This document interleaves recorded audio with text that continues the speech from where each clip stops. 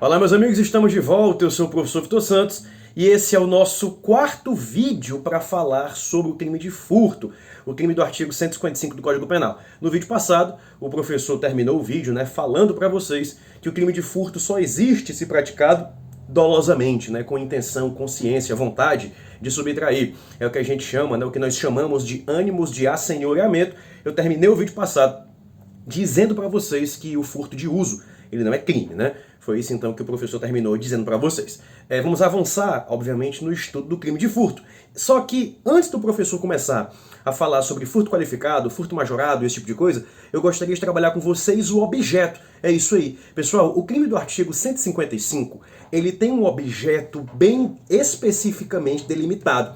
Para que eu tenha o crime de furto, eu tenho que subtrair uma coisa, mas não pode ser qualquer coisa, hein? Tem que ser coisa alheia e tem que ser coisa móvel. E trabalhar esses três desdobramentos do objeto jurídico, do objeto material do crime de furto, isso realmente é muito importante. Professor, para o direito penal, o que é coisa?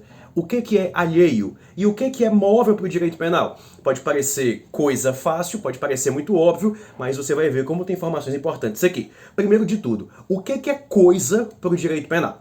Porque para que eu tenha furto, eu tenho que subtrair uma coisa. Tá, mas o que é coisa? O código não diz o que é coisa. O que é, professor, coisa? Olha que interessante. Já puxa uma setinha no teu código aí e anota assim. Para o direito penal, coisa é tudo aquilo que tem natureza material. Olha que interessante. Para o direito penal, coisa é tudo aquilo que tem natureza material.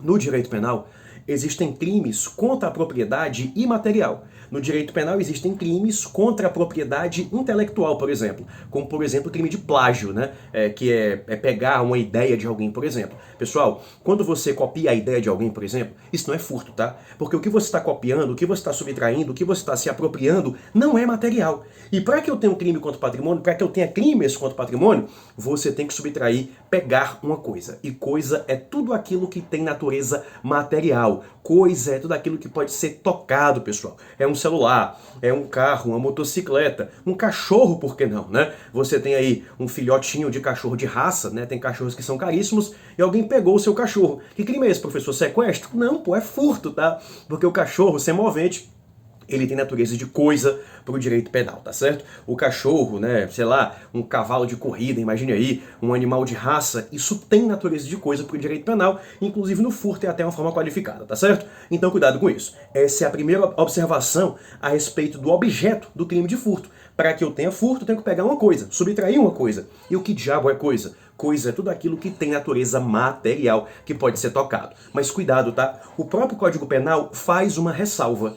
Embora não tenha natureza material, é perfeitamente possível o furto de energia elétrica. Olha que interessante. A energia elétrica, ela não tem natureza material. Eu não posso colocar energia elétrica dentro de um balde, dentro de uma garrafa, dentro de uma mala e levar de um lugar para o outro. A energia elétrica não é palpável, não é tocável, Não tem de fazer isso, você pode se machucar, porque a energia elétrica, ela não tem natureza material. Mas quando o sujeito coloca lá, no seu poste um fio clandestino, o que a gente aqui no Nordeste costuma chamar de gato, O sujeito faz lá, coloca uma fiação clandestina para pegar energia sem pagar, não pagar pela energia, coloca lá, uma mutreta, coloca lá uma gambiarra no poste. Isso é o que, professor? Isso é furto, hein? Você está furtando energia elétrica da Enel, no caso, Então, quando o sujeito coloca um fio clandestino, puxa um fio do seu poste, ele não está praticando outro crime contra o patrimônio que não furto, tá?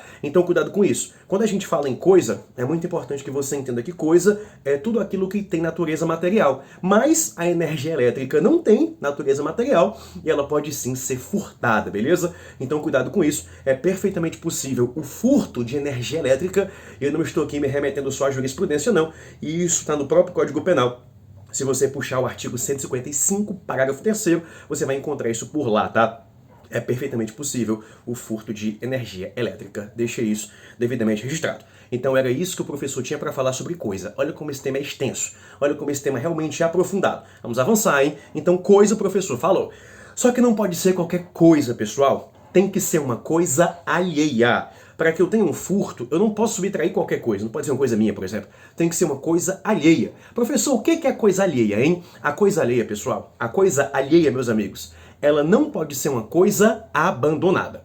Se a coisa que você pega, né, que você subtrai, ela é uma coisa abandonada, né? É uma coisa abandonada, ela não pode ser alvo, objeto de crimes contra o patrimônio. O que é, professor, uma coisa abandonada? Uma coisa abandonada é aquela coisa que o dono não quer mais. A coisa abandonada é aquela coisa que o dono não quer mais, né? O sujeito fez uma reforma na casa, comprou móveis novos, aí pegou alguns dos móveis antigos e colocou no canteiro da rua, ou colocou na própria calçada, para que passe uma pessoa mais humilde e pegue aquela cômoda, às vezes um fogão, um colchão, né? Eu não quero mais, estou colocando aqui na calçada, quem quiser que pegue. Passa uma pessoa e pega. Que crime contra o patrimônio é esse? Nenhum, porque aquela coisa foi abandonada. O dono, tácita ou expressamente, está dizendo que não quer mais a propriedade daquilo.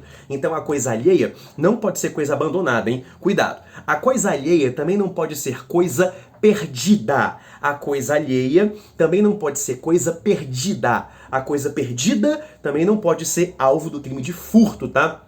Como assim, professor? O sujeito tá andando na rua e ele encontra uma carteira. Ele encontra dinheiro, ele encontra um celular novo, né? Ele, poxa, eu vou ficar com esse celular para mim. Isso até é outro crime contra o patrimônio. É o crime de apropriação de coisa achada, que é uma subespécie de apropriação indébita. Mas furto não é. Furto não é. Para ser furto, a coisa alheia não pode ser abandonada quando o dono diz que não quer mais, e também não pode ser coisa perdida. A coisa perdida até pode ser alvo de outro crime contra o patrimônio, a apropriação de coisa achada. Mas para ser furto não pode ser coisa abandonada, não pode ser coisa perdida, não pode ser coisa de ninguém, né? Não pode ser coisa que pertence a todos. O ar que respiramos, a areia da praia, a água do mar. Pessoal, nada disso pode ser objeto de furto, tá? Então deixa isso devidamente registrado. A res delicta, a res desperdita, a res nullius, coisa perdida, coisa abandonada, coisa de ninguém, nada disso pode ser objeto do crime de furto, beleza? E para encerrar, além de encerrar assim, né, o objeto do furto, né? Já estamos aí com quase 8 minutos falando sobre isso. Para encerrar assim, o objeto do furto, né?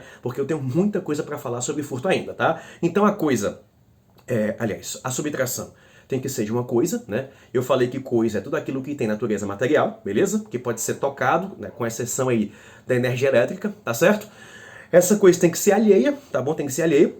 Não pode ser coisa abandonada, perdida, coisa de ninguém, não pode.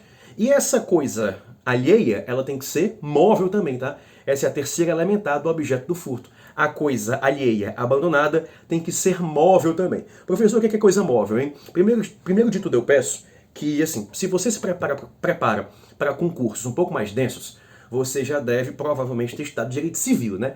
E lá no direito civil, os bens móveis, eles têm um conceito diferente dos bens móveis do direito penal, sabe? Por exemplo, pro direito civil, um navio é um bem imóvel, sempre, tá? Pro direito penal, não, tá? Eu vou já mostrar isso para vocês. No direito civil, partes, né, de construção que não tenham sido demolidas ainda, que estejam ali esperando para entrar em outro prédio, por exemplo, também são bens imóveis. E para o direito penal esse raciocínio não vale. Professor, para o direito penal, o que é um bem móvel? Bem móvel é tudo aquilo que pode ser subtraído de um local para o outro sem perder a sua essência.